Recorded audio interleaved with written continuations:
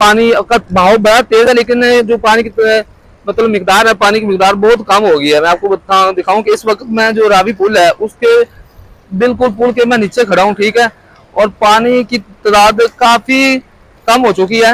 ये आप देखें, ये रावी पुल है,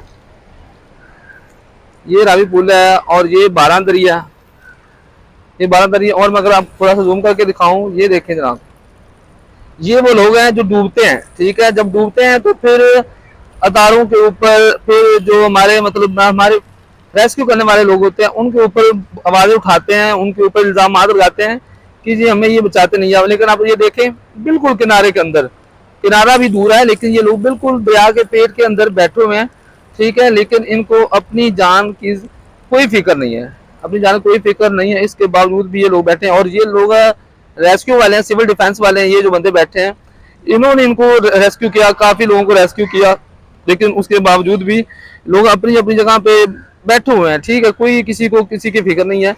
लेकिन ये लोग हैं जो हमारी मदद के लिए आए हुए हैं और हमारी जिंदगी के लिए, हमारी जान की हिफाजत के लिए आए हुए हैं।